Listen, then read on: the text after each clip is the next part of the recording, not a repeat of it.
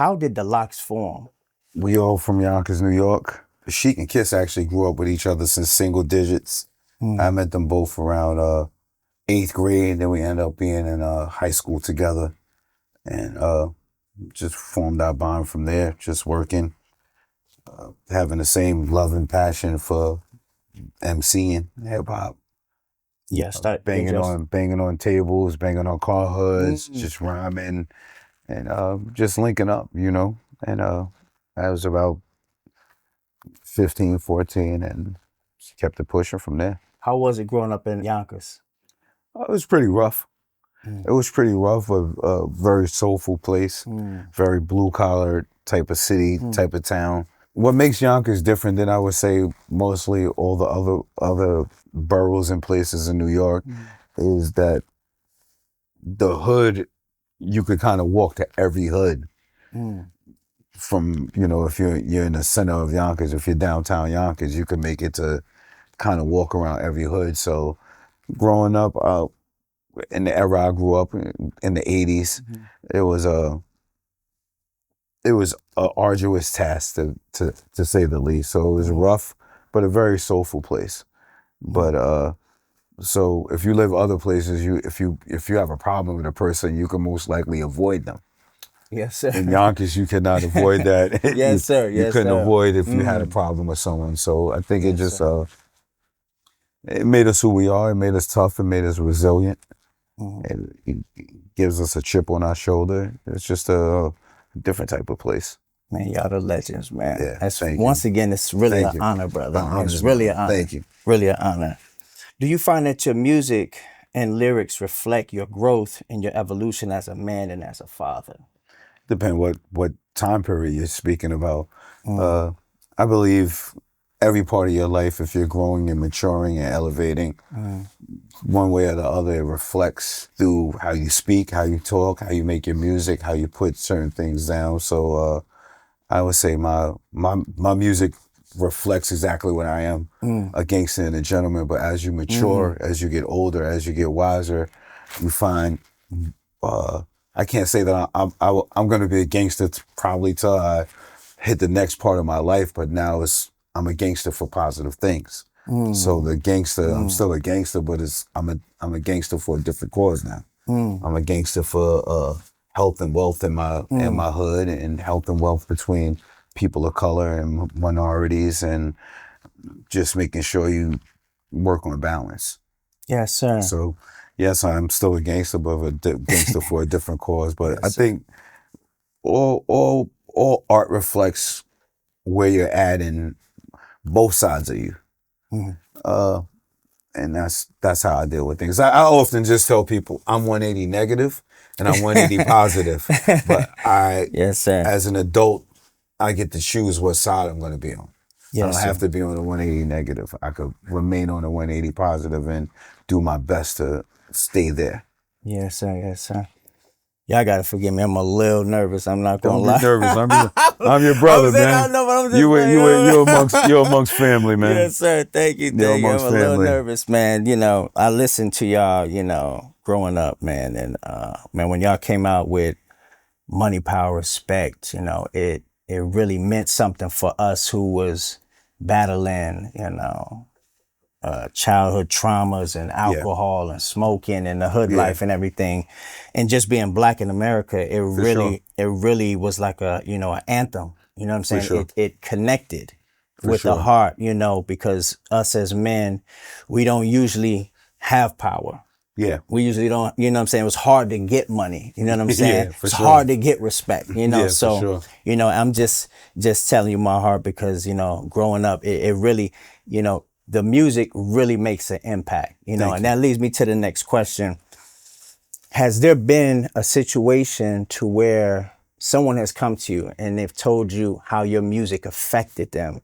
What's like one of the greatest things that you've heard of how your music affected someone? I mean, and something in that manner, when a person says something you said has changed their life, or that you're like a father figure or a brother figure, and you don't know them, or your words gave them a kind of guideline or jewel to see their way out. So that's always been it's it's humbling to say the least. It brings you to a point of understanding, though, but it also brings you a point of understanding that we're all connected and most of our stories are similar Yes, sir. one way or the other, and that we all go through them same traumas as you were speaking. So that is one of the, as a MC, that's one of the greatest things you can hear, that, that your music got me by.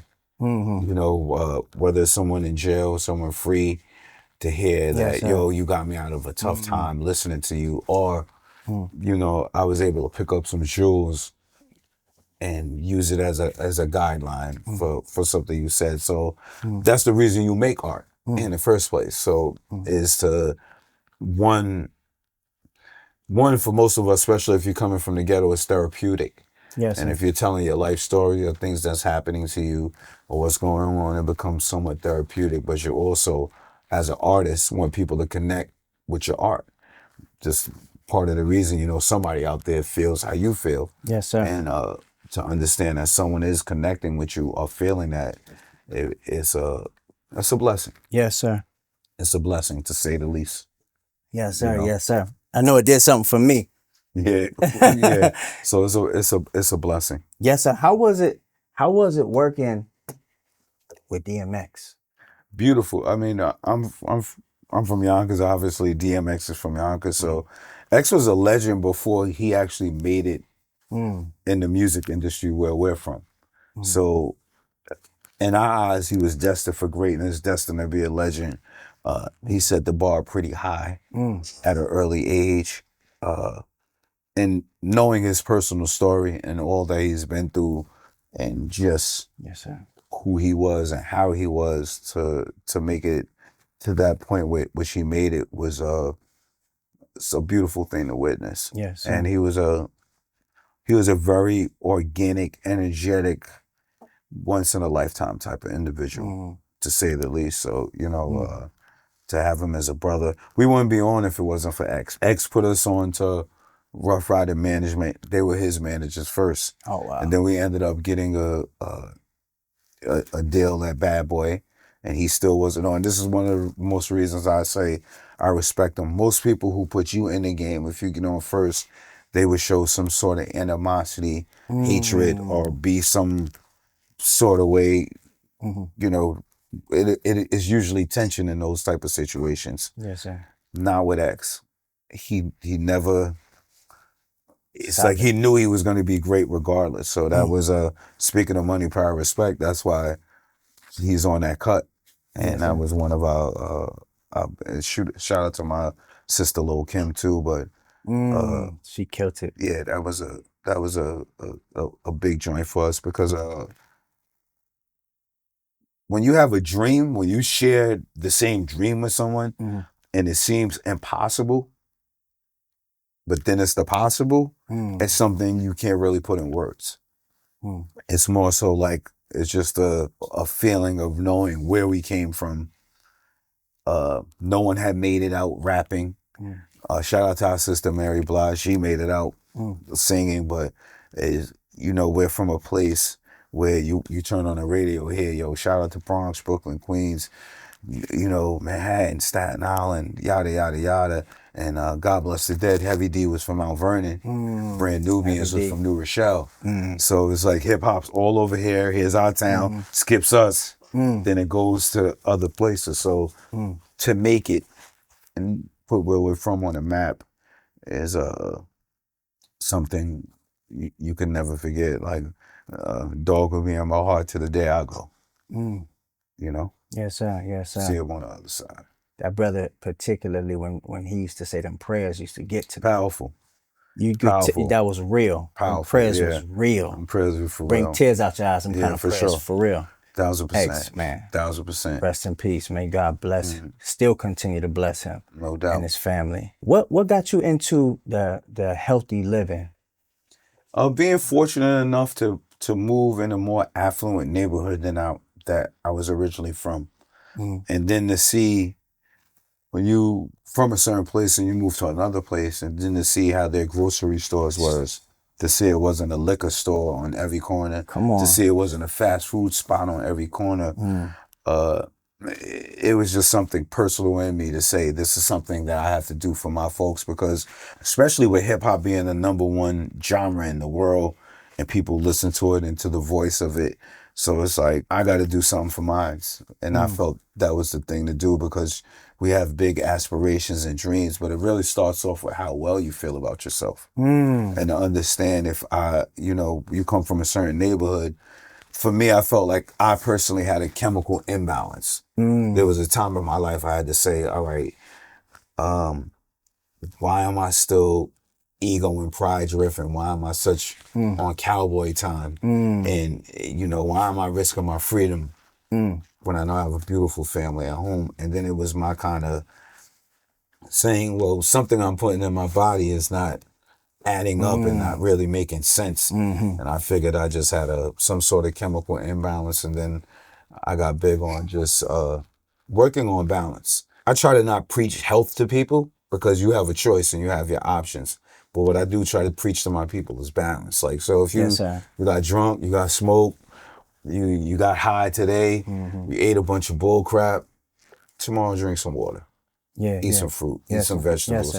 So it's just big on balance, and then knowing that people that we're from, if you feel better, you'll do better. You'll do better, yes, sir. You'll do better. If you feel good about yourself, it's hard to be negative towards someone else. It's hard to treat someone in an improper form. If you feel good about yourself, you know it's wrong. But if you feel bad about yourself, wrong is kind of easy to do. Yes, sir. So it's really just about saying we need some sort of change, and knowing I know how the hood is, I know how the ghetto is, I know how rough it can get, but you need that kind of clarity to say sometimes I feel good about myself, I feel great about myself, let me treat other people as well. So it's just about working on teaching our people to be more balanced. I have a situation where I was, drinking a lot of alcohol. I was a bad, degenerate alcoholic.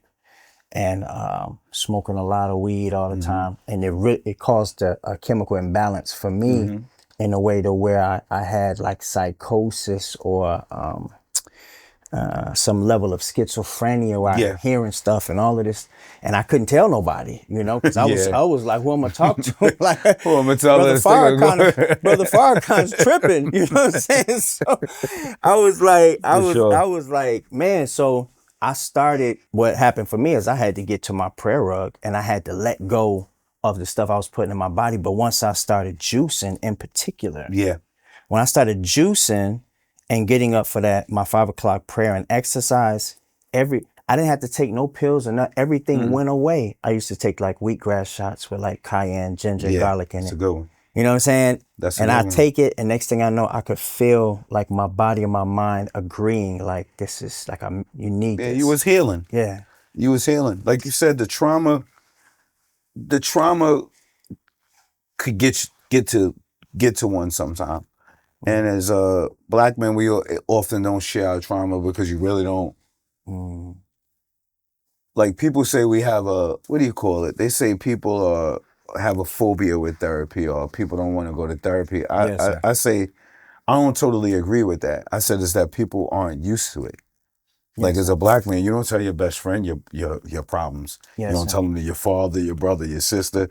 You used to keeping it pushing. So you're unfamiliar with breaking down what's bothering you and what's stressing you. You're not really comfortable, because if you're not doing it with your own people, how do you feel comfortable doing it with a stranger? It's not really in your mind. That's right. So it's more so about being comfortable with now beginning to express yourself.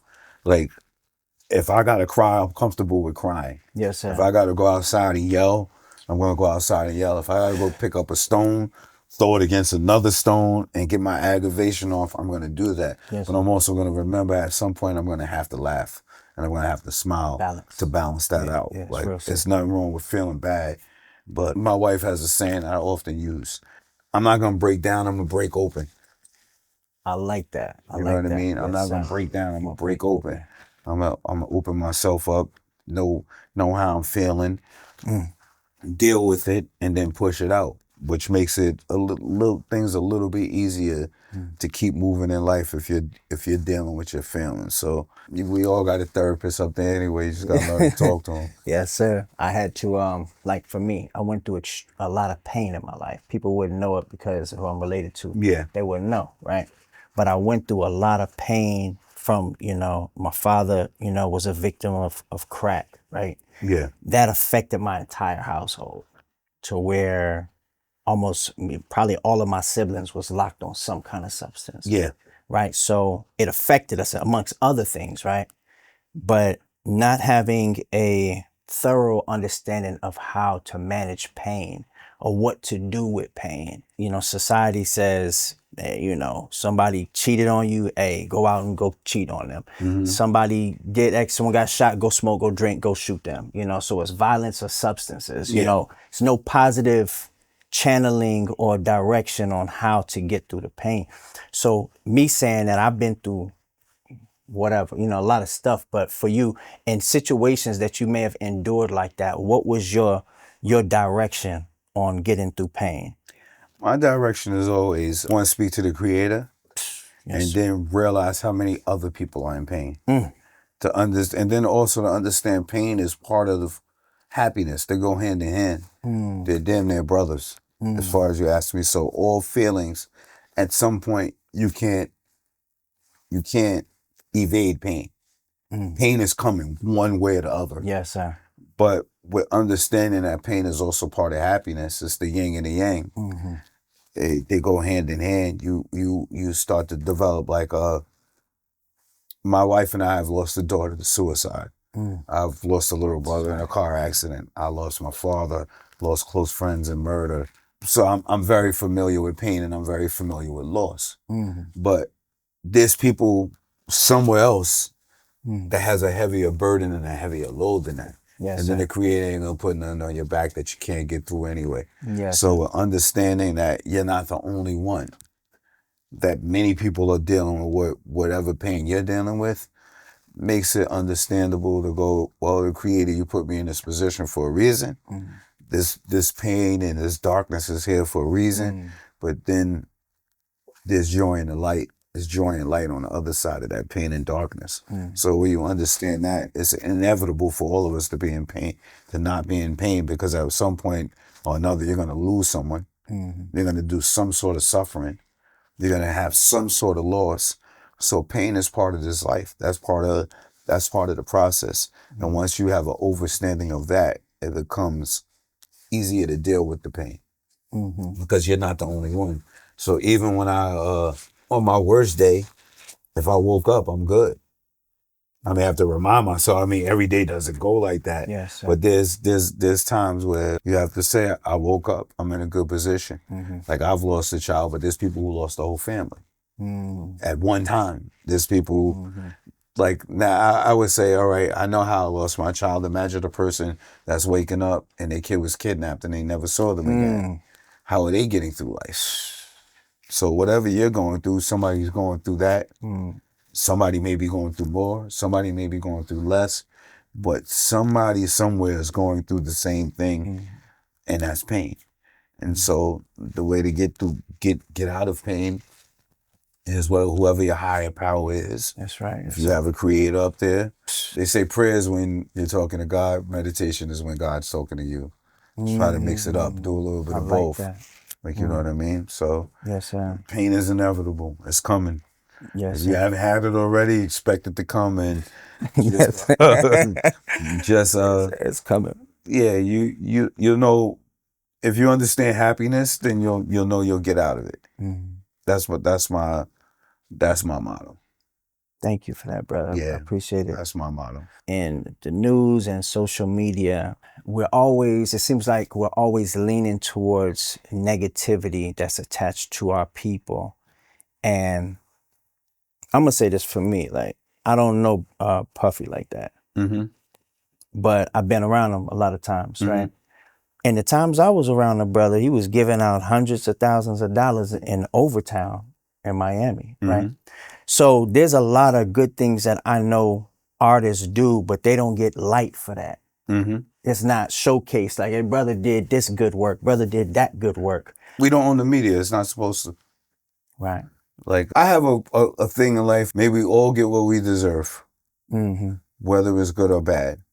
But attention, as far as attention with going, I'm not going to use him for an example. I'm going to use just any black male for an example. I don't expect the oppressor to show me something. Yes. I don't expect the guy yes, sir. who wants to oppress me to lay off or to show me in a good light. Yes, because he's there for his reason, I'm here for mine. So I think we as people have to look at who owns certain outlets when we hear about us. Yes, sir. Thank you. And we also have to take responsibility amongst ourselves to say, all right, that's like me. I'm definitely top 5 gangster rappers who ever lived. Yes, sir. But look what I Yes, do sir. for a living. Yes, sir. It's not broadcasted. I mean, it's well known, but the guy who's gonna sell liquor is gonna get the look before the guy who's selling juice. Come on. The guy who's willing to kill somebody is gonna get more light than the guy who wants people to live. That's not just with our people. America is built off of sex, violence, and drugs. Take music out of it. Take black people out of it, right? Let's say if they found a way to say, we're gonna drop all of y'all tomorrow and there's gonna be no black people by next week. We're gonna put some in the water and wipe y'all out. It's gonna still be the same thing. Yes, sir.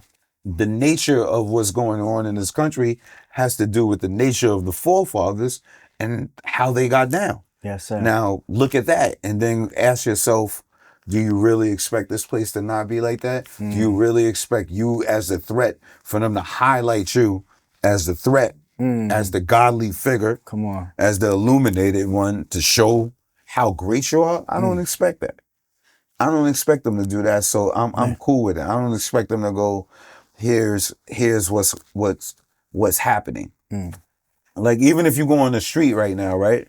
For the most part, in the 90s, if you take it out of art, I don't greet anyone as a nigga anymore. I'm gonna say, what's up, King? What's up, beloved? How you doing? Maybe if I'm in the studio with my brothers, that's gonna fly out. But if I see the young dudes out here, I say, what's up, young King? What's up, King? What's up, brother? So a lot of our culture does that now. Yes. But that's not highlighted. You're gonna still, you can't expect people to highlight you. You got to be great, and it goes back to what it goes back to the 80s for me. Each one teach one. Yes, sir. If we teach each other and stop really worrying about what media is saying about, I don't give a fuck what the media says about me. Pardon my French. I care what you say about me. Yes, sir. I care about what my people say about me. Yes, sir. I care about how they feel about me. As far as the media, why would I expect them to highlight anything great I'm doing as a black king? I don't. I'm the number 1 target. Yes, sir. But they're each other's target too, because if you would take us out tomorrow, the English is not going to like the Irish, the Italian is not going to like the Greek, the German is not going to like this one, that one. There's a whole war right now. Yes, Russia and Ukraine, that's a white on white war. Yes, sir. But we don't look at it like that because media didn't paint that picture to you like that. Yes, but sir. You have to open your own eyes and stop saying, what media outlets are you getting the information from, and how do we expect them to highlight us? For us to highlight each other. Yes, sir. And that's what it boils down to at the end of the day. Yes, sir. I was talking to some of my brothers, and I just, looking in comments, and in the comments, as soon as they drop something negative about any of our brothers, it's like a million people just jump on and start laughing and dogging them and da-da-da.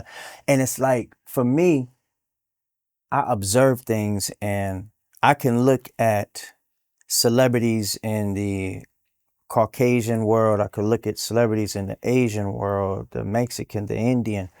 I don't see any other race being targeted to where all of their number ones, like we got Kobe's, we got Michael's, we got Prince, we got Chappelle's, we got, all of our number ones is targeted. You got Kanye, you got Puffy. It's almost like it's like people don't even see it. It's like it's only our race.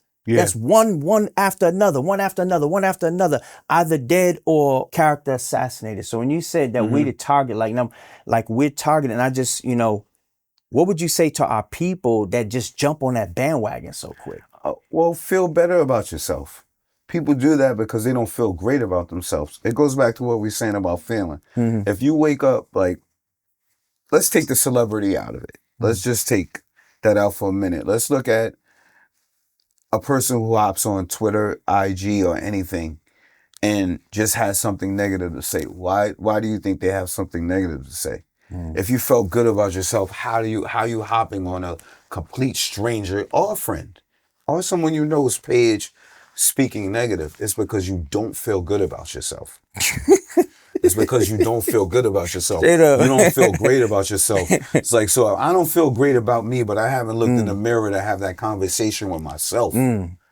If you're a reflection of something I want to do or have done or could have done, should have done, would have done, that may make me bitter because I haven't looked at my reflection and say, hey, it's on me that I ain't get to this place. Hey, it's on me. And in the same reason they make celebrities God status. That is a man. That is a woman. That is not God. Yes. God-like, maybe. Part of God, sharing the creator's energy, but it's not the creator. It's part of the creator. Yes. So when you're holding someone who eats, shits, bleeds, talks, walks, cries, runs, laughs the same way you do, but you let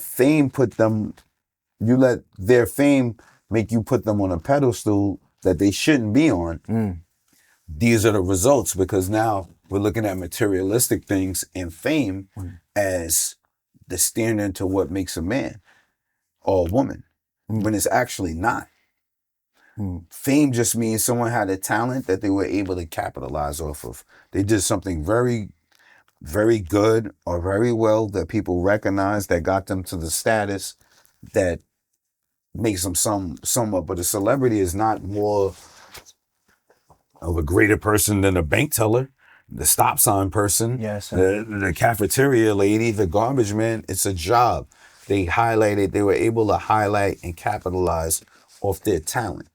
So when people now put a person of status on a pedestal, some people want to tear that person off of the pedestal because they don't know how to get on their own high pedestal. Because if they was feeling high, they was feeling godly, they was dealing on a vibration that was pure, clean, positive, they wouldn't be able to do that. Their vibration wouldn't allow them to want to tear someone down. It's like, I'm just not going to say nothing before I'm going to tear you down. Yes, sir. I'd rather be quiet and just keep it moving. Yes, sir. But that comes out of not feeling good about yourself. So what I would tell my people is, do something in your life to make you feel good about yourself. Don't laugh at someone else's pain, because pain is coming for you. Yes, sir. It's inevitable. Don't laugh at someone else's mistake, make fun of them, drag them through the mud. Acknowledge what happened, see what happened, and make your observation from there, but move in a way, in a manner that's respectable. So a lot of us don't do that because, one, this isn't our technology we're dealing with either. Yes, sir. And now you're dealing with technology so much, you become desensitized to how a person may feel. Yes, sir. You become desensitized. So whether, let's say, someone's completely guilty, you still have to think, how do their kids feel? How does their mom feel? Exactly. How does their family feel? How's the things I'm saying about this person going to make that person feel? Yes. So that's when the wise man keeps quiet during certain situations. You keep your mouth closed, you observe. Because we as a people, we should be saying prayers for the people who fall from grace. Yes, sir. And who deal with wickedness in a certain way. It's more so we should have a prayer for them. Yes, sir. More than tear them down. So I would say that's our use of technology, not self-reflecting, and really not using a higher power to the best of our ability. But everyone doesn't do that. But when the negativity gets more attention than positivity. It doesn't matter who it is, what's happening. It's just kind of stands out. There could be 10,000 people who says something great about you. There could be 10 people who says something shitty about you. you may just remember the shitty remarks instead of just blanking them out and going, look how many people who had something positive to say about me. So I believe that becomes the problem with a lot of us. Yes, sir. But then there's also many of us who wouldn't do that. Yes, sir. A lot of us. But yes, that's not who gets the attention. The negativity will get that attention. So do stuff to feel good about yourself so you don't have to partake in negativity. I gotta ask, what goes into your creative process when you writing a rap? Cause y'all, let me just say, y'all brothers is different. You know what I'm saying? Yeah, y'all brothers is different, you know. Me mostly, I just get in the dark room. I like it dark, and I just kind of meditate on what I'm going to say. You know, I smoke a joint, and just let my I hear what the beat is. I deal with my own, how I'm feeling, how I'm thinking, and then what the beat is telling me to say. How the beat is gonna pull those feelings out. Hey, that's how. So that's cool. that's how I deal. That's how I deal with my. That's my method to madness when it comes to creating. That's awesome. That's awesome. If there is something that you'll say to men that are struggling to be men and struggling to be a father, what would you say to inspire them to learn how to be a better man? There's no struggle without growth, no growth without struggle. So if you're struggling, you're having problems, you're supposed to, but you're supposed to get out of it too. You know what you want to be it. Work on it. Don't let things deter you, and don't expect to be perfect by tomorrow, nor the next day. As long as you did your best and you're striving to continuously do your best, eventually you'll become the man you want to be. And I think there are great men. There's plenty of great men who still wake up and do that same exact thing. There's no, when you're on the journey, I'm getting up every day to just do something and be a better person. And every day I'm not going to succeed. There's going to be a lot of days I will not succeed. But if that's the continuous journey, that's the continuous path I'm on. So even if I take 10 steps back, I take 10 steps ahead, then somehow take 15 steps back. But if I know that's my goal ahead, and I'm not going to let anyone stop me from getting ahead, eventually I'll be the way I need to be. So live for yourself, continue to strive to push forward, see who you want to be, and know you could become it from just seeing it. Now you have to believe it, and now you have to do the work to make that manifest. So it's a lot of us go through struggles because just life circumstances, point blank period. But understand, those same circumstances that are breaking you can make you. Yes, sir.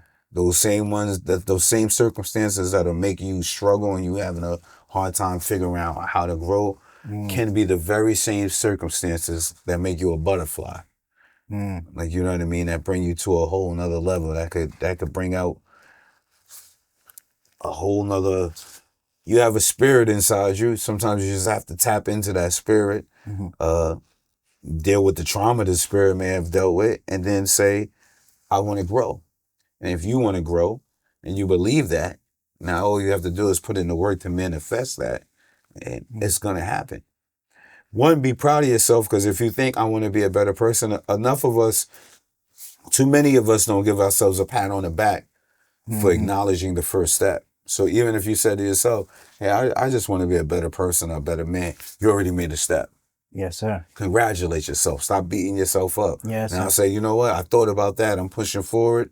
I'm working on it. I'm going to continue to do that, and you'll get to exactly where you need to be. What was the most important lesson that you learned from a father figure in your life? That's a good question. I would say to be yourself and follow yourself. My father used to tell me that on top of my mother. If you're yourself, if you could be your authentic self and organic self and true to yourself, that'll get you further ahead in life than anything. Yes, sir. A lot of us, we fall into traps. We look at the world. We look at the circumstances around us, and we feel we have to create or be someone else to get to where we need to be. Find out who you are, be that person, and be unapologetically that person. Yes, sir. Don't, whoever you are, be that person, and be able to stand on who you are as well. So it's more so just finding out who you are in the world and offering that to the world. Because I rather offer you the real me than offer you a fake me. Because if I offer you a fake me, then I'm going to get fake results. So you'll know who you belong around. You'll find your soul tribe, your spirit tribe, the people you belong around, with just being your authentic, organic self. And I'm going to give you why I say that. The whole hood, I don't care what hood you're talking about, what ghetto, what area is from, everybody's not tough. Yes, sir. Everybody's not a drug dealer. Everybody's not a killer. Be who you are to fit in the situation you are. Yes, sir. Like people stereotype the hood. Like think about when you think about the world stereotype when it comes to the hood. I've been in my hood and many other hoods throughout my life. There's barely 10 tough guys there. Maybe a few. Now everybody's trying to be like that person or emulate something or someone they're not. When you could just say, I grew up in the 80s. I'm born in the 70s, grew up in the 80s. There was a guy who could fight, a guy who could dance, a guy who got the girls, a guy who could rap, a guy who could play sports, this and that. Everybody wasn't just automatically a tough guy. But that becomes with certain stereotypes, and now people try to fit in the stereotypes that don't even fit their personalities. Do not do that. Be who you are. Be who you are and find your escape. Find what works for you. Present that automatic thing. There's like, think about it, in a certain era if you come from, it's like the guy who's going to try to bully the guy who only talks to girls or jokes, the hood will protect him. It's like, nah, you ain't going to do that to him. Yeah. You ain't going to touch him. You know why? Because he's his authentic self. He's being real. Around everyone else. And people are going to protect that. It's like, nah, we ain't going to let him fight. We know he's not a fighter. We gonna hold him down. No, he's an athlete. He's going somewhere. You can't tamper with that. Nowadays we don't have that anymore, and people just try to fit in to what they think everybody else thinks is cool. What you think is cool is more important than what everybody else thinks is cool. I always tell people if the number one person you should want to impress is yourself. If I can impress me, everybody else is going to fall in line. I'm impressed by myself. So that's going to make me walk with my shoulders back a little more, my head higher. I'm doing things with confidence. And if I'm trying to impress you before I impress me, where's the win in that? There's no win in that. Yes, sir. That's making you more valuable than I am. That's senseless. I have to be the most valuable person. That's in life, period. That's even if you're married and you have kids. If I'm not taking care of myself to 100% the best of my ability, how am I going to do that for you? Yes, sir. That doesn't even apply. Yes, sir. You have to have self-importance and know you're the number one person in your life and treat yourself like that. Yes, sir. And then it'll all kind of fall in place. It's like if I'm going to impress somebody, it's going to be myself first. And then everybody else will just kind of ride the wave along with it. Yes, sir. You're married? Yes, I am. Praise be to Allah. Yes, I am. Yes, sir. Yes, sir. How's that experience for you? It's beautiful. Me and my wife been together practically 30 years. So praise be to Allah. Come on now. For sure. That's a blessing. Sure. Yeah. Blessings. For sure. Yes, sir. Yes, sir. That's a blessing. Yes, it is. Marriage is definitely a challenge. What would you say to brothers that plan on getting married, brothers that is married, and the importance of the family unit? Make sure you get the right queen. Yes, sir. Just like that. Make sure you pick the right queen. Yes, sir. You want to build a foundation based off of understanding compatibility and making a better human being than you two are. That would be the point. If you plan on having a family, you want to make sure you're with the right person for the right reasons, and that you have. I tell people the easiest thing is make sure you have a friend first. Yes, sir. Because marriage has its ups and downs. It could be turbulence. People just think about marriage and and happiness. No, it's for richer or poorer, better or worse, which means it's gonna be turbulent times. I actually just see what's the good brother's name? He's a rapper. No, is it that? The Nation. Yeah. Nuri, brother Nuri Muhammad. Yeah. Minister Nuri. Yeah. Yes. Yeah, Yes. It was. he's I was. cool. But he said something on marriage, and that I felt was most people really needed to hear. Men need love, and women need love. Men need respect, and women need respect. But a woman needs love first, and a man needs respect first. They both need both. Yes, But sir. for a man, you need to be with someone who's going to respect you, respect your vision, respect what you want for your household. And for the queens, you're going to be with someone who can love you and take care for you, take care of you, provide for you. And leaving a legacy is important. A man's biggest treasure is his family. Yes, sir. I think a lot of us don't really have that understanding because we're in Western civilization, Western culture, where wealth and materialistic items run everything. But the most treasure a man can actually have is his loved one. His family, sir. Is your loved ones, is your people. Like, you could lose. They print and burn money every day. They don't print and burn people every day. Once you lose someone, you have to wait till you see them on the other side, and you still have them there spiritually. I'm a believer that energy never dies. Yes, sir. You'll always be connected one way or the other. You get to see him, and we all finally get to paradise and at home. But you can't make people up. That's the most treasure we already have. So a lot of us are tracing treasures without knowing and accepting the treasure that we have at home already. You got a child who loves you. You got a spouse who loves you. A sibling, a parent, yes, sir. A close friend, a cousin. You have a treasure, and hold on to it. Yes, sir. If it's genuine, it's authentic, it's real, it's out of feelings built from mutual respect, yes, sir. love and honor. That is something to treasure. Yes, sir. That's the most valuable treasure there is.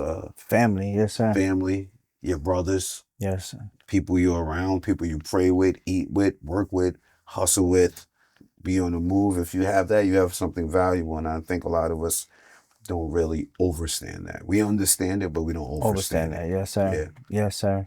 How was your experience growing up? Did you ever see the FOI in your community, like with final calls and everything? Yeah, yes, I did. Yes, sir. I'm from Yonkers, but I used to go to 100 and Harlem a lot, 125th. I used to go to Brooklyn a lot, so I'm familiar with the FOI.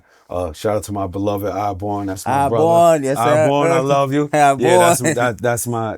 I seen the video. Yeah, that's my dude. So I'm, Beautiful I know a lot of good brothers. I go to a restaurant on 233rd in White Plains Road, up the block. I got a spot right there, so I see the brothers when I'm going in there. Yeah, so praise be to very familiar. Praise be to Allah. Has the minister affected you anywhere in your life? Yeah, for sure. For sure. A powerful black man speaking about black people there's kind of no way for it to not affect you. Yes, sir. You know what I mean? Someone who's willing to speak their mind no matter the consequences and repercussions, because truth is truth. Truth is and someone you have to respect and recognize. Somebody caring for their people and more than themselves. Is someone that personally I have to recognize. Man. Because a man who's willing to give himself for his people is a godlike man. Yes, sir. You know? Sir. I just, growing up in the house with my grandfather, having the honor to live in, the house with him and live at his farm with him, who people see, that's exactly who he is. Yeah. I mean, at this point, he would have to be, because he's 90, in his 90s doing the same thing. It's no way to... yes, you sir. can't hide your true organic self if it's authentic. Yes, sir. And that's what most people don't understand. You can hide when you're not authentic. Yes, sir. And you're not organic. You can hide who you are. You can get around certain things, and you can't hide when you're all the way authentic, because yourself won't allow you to do that. Yes, sir. It just won't. It just won't. Your body, your mind, or your spirit won't allow that to happen. people don't know, like me sitting there at dinner or just being in the house, he's never doing something not thinking about the rise of the people. Mm-hmm. Never, it's always that, always looking for an angle to shed light and uplift people, like, and to change the Beautiful. condition. Period. Like, period. It's an honor, just to be able to see that. And it's given me so many blessings to meet with brothers like you and other celebrities and have other business opportunities that I would never even have if it was not for his consistency in Mm-hmm. helping people. It's not me, it's because of his great You're work. carrying the torch though, so I'm striving to, you know what I'm saying? I'm trying to carry the mic after you this, ain't trying. You ain't trying. You doing it. You do it. With the help of Allah, man. It's definitely a blessing to be before you, man. Watching you for many, many, many years, brother. Appreciate I used to try to rap, I used to No try to doubt. rap and No doubt. everything, I man. appreciate that, King. Yes, I sir. appreciate Yes, that, sir. my brother. Yes, sir. I'm just doing what I do, and Yes, sir. doing what I feel works. Yes, sir. What do you think about the prison system? I don't want to curse on here the way I almost cursed. I almost let it. I almost let it all fly. Let it out. I almost Let it let it out. all fly out. I think which the topic you just brought up is one of the reasons why I say I don't really believe in what's going on, because how are we still dominating, being locked up more than everyone else? Mm-hmm. If I could actually absolutely say our political system was correct, would that be happening? Mm. Would if our political system was absolutely correct, 2019 when Corona came out, how does a virus that doesn't know race, color, or size affect one people more than it does another? Mm. That means somewhere down the line, we're not dealing with equality when it comes to the systems in place. So how could I believe in this system that they're telling me to believe in when I really know that whoever the one percenters of the world, whoever they want to be there will be there. Yeah. Whoever's going to work with them the most is going to be there. How many people, I don't know the number. I'm not going to pretend to. But if it's 278 electoral votes, how could that even equate or be close to what the whole population is saying? Right. Yes, sir. So how do you know? It's just something that kind of weirds me out. Like, you know what I mean? I was talking about this earlier, but in 1994, Minister Louis Farrakhan, he took a lot of us to Ghana to have Savior's Day, the Savior's Day event there. And I was blessed to go through the slave castles and the slave dungeons, the door of no return and everything. And I went into this one specific room that I kept telling myself, this room feels familiar, feels very familiar. It's a 400-plus-year-old building, but I felt familiar in this room. The room was the exact same setup as a courtroom. But this is what, word is bond told on. This is where it was called the auction room. So when you walk in, they had the aisle, had the seat, the bench row seats, the little aisle, the door flapped open, then the floor plan opened up, then they had the different rostrums or pedestals, whatever the different levels. And then we stood in front of the square. And so it dawned on me, I said, damn, like, they never changed the system. They just changed language and changed, titles. Yeah. But it's been the exact same system. Yeah. It's a 400-plus-year-old building, and I feel familiar. I'm in Africa, and I felt familiar in this room. It's crazy. Because I'm pretty sure the prison system is like the new form of slavery. It's not like, it's the new form of slavery. It is. So what really quality are we actually really dealing with? You know what I mean? Yes, sir. But I believe we ask for equality too much. You can't ask the oppressor for equality. You can't. You got to work on your family, your brothers, your community, and have to build what works for you. That's what I was thinking, like, how come we have so much, I forgot how much trillions of dollars they say pass through the black nation in America, but it's trillions. And it says, well, to me, we got billionaires, we got millionaires. Why haven't we come together and decided to get land for ourselves and build our own? Do you think we scared because of? I don't think we're scared. I think people, it's a saying they have, right? The crab's in the barrel. Mm-hmm. I believe it's the crab that got out the barrel and then come back to tell the crabs in the barrel how to get out too. Mm. So it's when a person gets out, they don't know. They now feel like, let me go over here. Mm. And let me go deal with that instead of being here, instead of going, all right, let me pull him out. Mm. Let me pull him out. Let me pull him out. Because when we have that mind state, It's over with. that's when it's over with. Mm. Because people are cherishing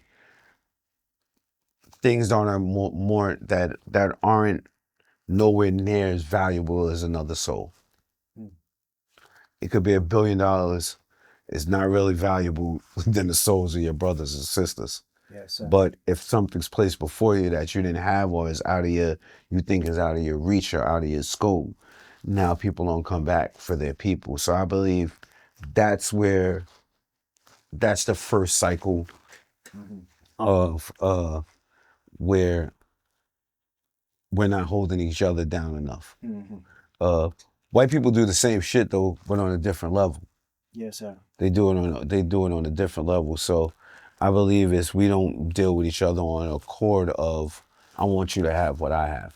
Mm-hmm. Because if you haven't had for a while, Mm-hmm. you may not be able to think like that. You may need to be you don't have the 1-2 to get you there to say, all right, I want for you what I want for myself. Mm-hmm.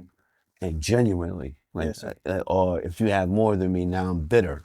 Yes, sir. That can't be the way. The way it has to be, we're all gonna hold each other now. So I believe it's the crab out of the barrel who then come show the other crabs The way up. Mm-hmm. the way, and that kind of leads to us being in the situation we're in now. It's more like, okay, I'm okay now. Mm-hmm. I'm gonna run over here. Yes, sir. I'm gonna be over here. I'm gonna do this. I'm gonna, instead of thinking about, all right, how can I help my people? Yes, sir.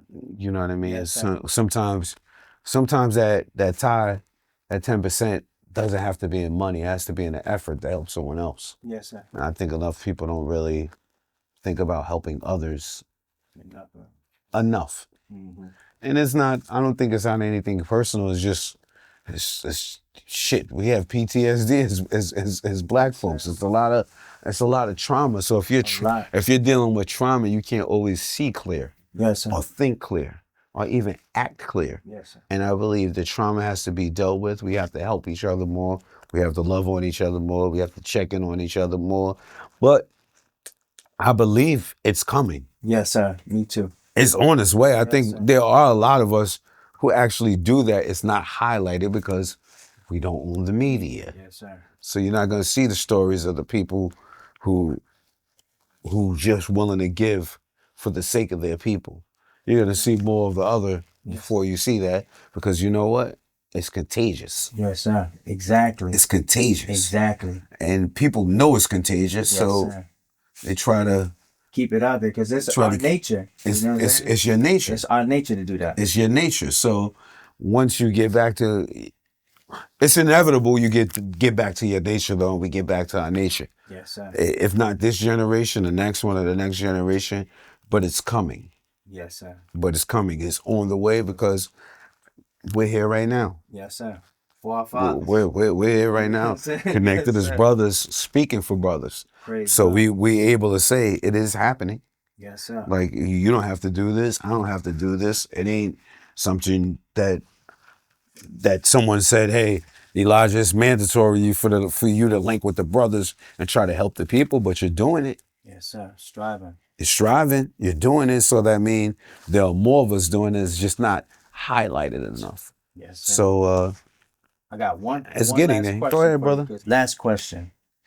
My observation, it seems that music, when I grew up, there was a lot of, like Pac would have songs. It was like, Brenda got a baby, keep your head up, dear mama. A lot of songs that would have a message that uplift, and even R&B that would have love involved in it. And to me, it seems like music has been wrung down there of like there's no message too much anymore, and there's no love in there. And I wanted to know what do you think on that? Is that design?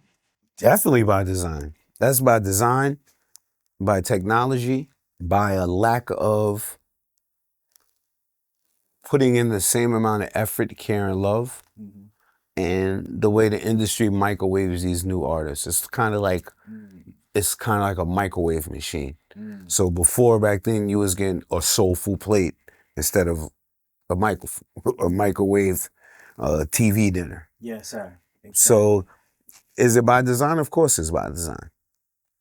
Of course it's by design, because they'll make more money off of just getting instant people out there and people who don't care about the nature of what they do. So even like gangster rap band, like you said, back then, you would hear a person with multiple different messages. Yes, sir. Like you would hear even the hardest of the hard would have something heartfelt that they was coming from their soul, saying, well, I hope you do better.